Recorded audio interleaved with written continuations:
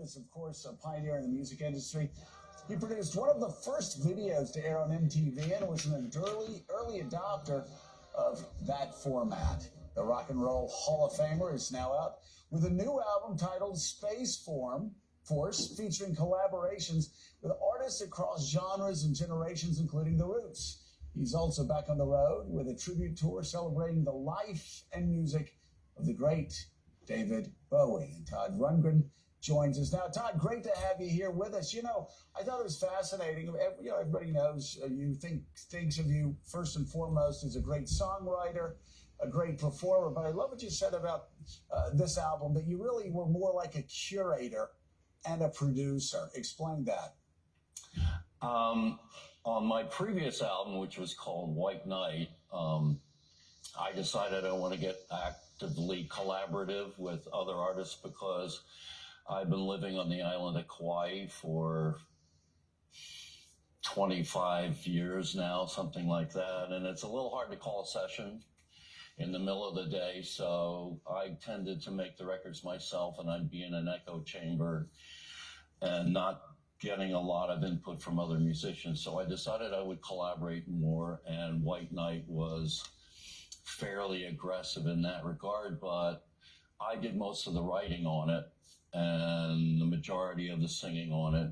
And I thought, if you want to collaborate, you got to go all the way and give more control to the other artists. So I took a different approach on Space Force. I went to my collaborators. I said, you have something that you started but you couldn't finish. Idea that was kind of hot, and then it cooled off quick and you moved on to other things, and maybe it was a great idea, but it needed different ears on it to become completed. And that's principally what this record is. It's unfinished projects by other artists that I have sort of brought to completion and foisted on the audience at large. Yeah, that is so cool. It reminds me of the legendary story of Jackson Browne and Take It Easy. He got the first verse, couldn't finish it up, and then Glenn Frey came along. But here, the people you're working with, The Roots, Weezer's Rivers Cuomo, Cheap Trick's Rick Nielsen, the Lemon Twigs, a lot of others.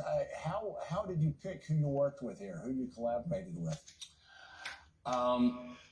Well, the initial process was like the first album. I asked somebody if they want to collaborate, and often it would be someone that I had never worked before with, but I would like to work with. For instance, Neil Finn from Crowded House, and most lately from Fleetwood Mac. I was always a big Crowded House fan, and I thought, I just read a news blurb. I saw, Neil Finn has joined Fleetwood Mac. I thought, wow, I always liked Neil's stuff and his voice. Why don't I ask him if he's got something? And it turned out that he did, and that's the way it was with most of the artists.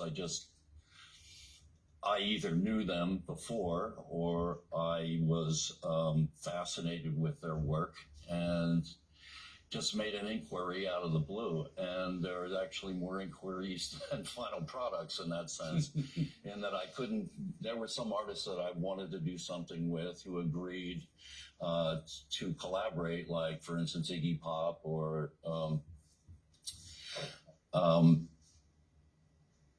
Marilyn from Garbage, Shirley Manson. Why did I say? I was thinking the other Manson. That's okay. And we just couldn't find, the thing that we were going to work on. So it's once you start the process, it's hard to figure out where the end of it is, because you can always think of someone that you'd like to work with, and if they're amenable, then I'm there for it. So, Todd, Joe just mentioned Jackson Browne and Glenn Frey, and we played the clip, from Dumb and Dumber. Your great stuff. But there's a period, arguably, I would say, from 1965 to 1985 was the greatest 2 decades in terms of American popular music. Would you agree with that? Well, we certainly went through a lot of changes, not only in terms of musical genre, but the way the business was structured. Most people in the 60s and 70s and 80s found out about music by hearing it on the radio. Yeah. And in the 60s, through the 50s and 60s, radio was pretty much locally programmed. You know, you'd have a program director and he would say, well, we think our audience would like this. And the DJs had a lot of freedom in terms of what to do. And it was, to me, like the golden age of radio. Like right after they discovered the Beatles, and the Beatles started introducing all these new genres into music, classical rock and that sort of thing. So lots of artists were finding their way onto the radio that might not have been there before, solely through the largesse of the local program director. Then radio became syndicated, and every radio station in the country is playing the same songs. So music became more of a formula, especially to the people who were in the business of it. And by the time we got to the mid-'80s, there was a format change, a significant format change. It actually started with the Sony Walkman. It used to be when you bought an LP, you would go home, would put it on your turntable, and you would sit in the sweet spot and you'd listen to the whole thing, because that was a quality time music experience for you. Then the Sony Walkman came out, and you could listen to the music anywhere you went. But the music itself, I mean, has there ever been, do you, in your mind, you're a musician, obviously, a very popular one, has there ever been a period of time where there was so many classic hits that will be played 20 years from now? Well, if you want to go back to the three Bs, you know, Bach, Beethoven, and Brahms, you know, that was a pretty interesting period in music as well. If you look at the greater arc of it, you know, my focus has never been strictly on what's happening now. There is so much that's already happened to be rediscovered. Music is a cyclic thing. There is only so many notes in the Western tonal scale that we can stand to listen to. And so eventually we're going to be repeating everything unless we find more creative ways to couch those musical ideas. So music goes through these cycles of being like, oh, that's a new form, that's a new genre, it's so exciting, let's do that. Then they turn it into a formula, it becomes boring, and then everyone starts looking for another genre. You know, by the end of the 80s, everyone was ready for what they called grunge music. You know, Nirvana kind of broke the hypnosis that everyone was into, trying to create music by formula. And that happens, you know, with regularity. Unfortunately, right now, we're in kind of the doldrums. But the bright side is that we do have, you know, that global nervous system that the internet represents. And so even what would have been the most marginal artist who can never get heard at all can at least find some kind of audience. Todd, you've seen so much in music, and you mentioned this being a doldrums area. Well, you're also very into politics, and I would argue that, you know, it's an interesting period right now. So what do you make of the current state of America? Well, I put an album out about, I think it was in 2005, and the title of the album was Liars.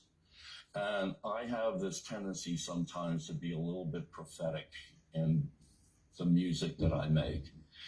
And at the time, it wasn't necessarily about politics. It was just about the human tendency to be dishonest in great and small ways. In other words, someone says, how do you like my new hairdo? And you don't like it, but you say, it looks great on you. You know, it's that kind of thing. You're trying to find ways not to lie, and sometimes there's no way you can't. So I made a record about all the ways that people are dishonest with each other. I never thought that a political party would make that a canon, you know, that essentially the reason why Liz Cheney isn't in the Republican Party was because she refused to lie. In other words, to be a Republican means that you have to first and foremost be able to lie. And lie until you get cornered, and then you never apologize for lying. You never admit that you lied. You just shut up at that point or go on to another lie. And that especially irks me, having done a record about all of the ways that people will consciously and unconsciously be dishonest with each other. All right, Todd Rundgren, thank you so much. We greatly appreciate it. The new album is titled Space Force. It's out now, and absolutely great album. And it is now the 4th hour of Morning Joe, 6 a.m. on the West Coast, 9 a.m. on the East.